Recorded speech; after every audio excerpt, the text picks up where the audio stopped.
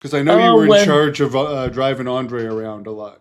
Yeah, I mean, when Andre first came to the territory, she asked me if I'd drive him around. So every day, city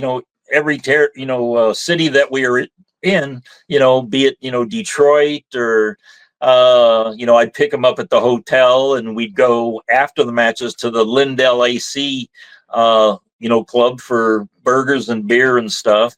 But then, driving to say Cincinnati, Dayton, Lima, Cleveland, wherever we had to go, after the, show was over, you better have a car full of beer for Andre. Because, I mean, the one time that we were, from Dayton, Ohio to Toledo, which is maybe a 2.5 hour drive, he downed 2 cases of beer and then wanted more before we even got back to Detroit. And this is like 2, 3 in the morning. Where am I going to get more beer for you, Andre? But the Sheik took care of him well. That's my only stories about him. I, drove Andre around, drive up at the boys.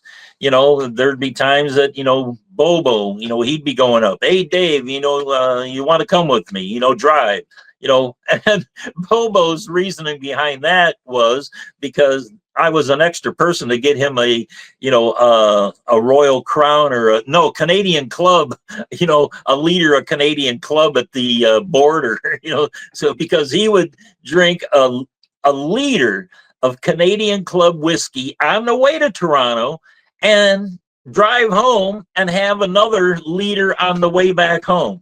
So, and they let him across the border with that, I guess, yeah. Different times.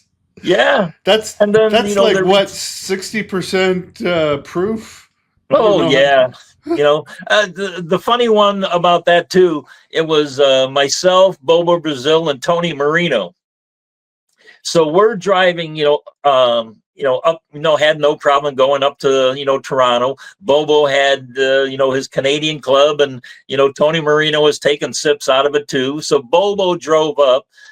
Tony would sit in the passenger seat. I'm in the back seat. So on the way home, halfway, we were around London, Ontario, or somewhere there, and Tony Marino's driving. So he, was feeling his whiskey a little bit, and he was like swerving on the road a little bit, and I, hey, I'm a young kid. I thought, hey, these guys know what they're doing. 40% alcohol. I just looked it up there for the fans. Yeah. So anyway, we get stopped by the cops. So anyway, cops pull us over, and, cop comes to the window, and he sees, Tony Marino and Bobo, and he knew who they were. And they go, hey, and Bobo says, hey, how these Italians, they, talk with their hands. He's been, talking with his hands and driving all over the road. I told him to keep his hands on the wheel, so, who was more, inebriated at the time, Tony or Bobo? Well, Bobo was. He was drinking most of the Canadian Club. So the cop says, hey, Bobo, you better get over here and drive. So, oh my God. So, yeah, I was happy to make it back alive every time I drove with some of these guys.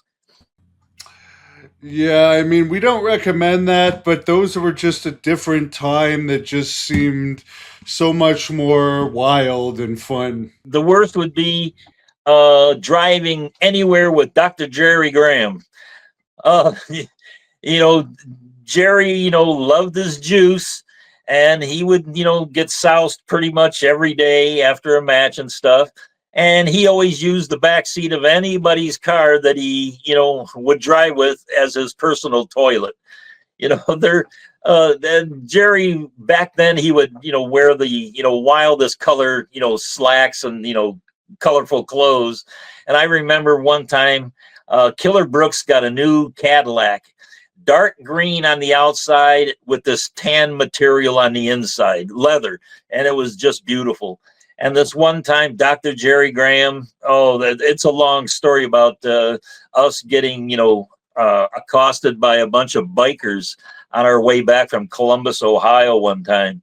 And to make a long story short, Jerry Graham, just, wet his pants, like he always does, and he had these red pants on. And like the next day, Killer Brooks gets in the car and looks, and the back seat has like a 3-foot squatch of big red all over his tan, leather seat.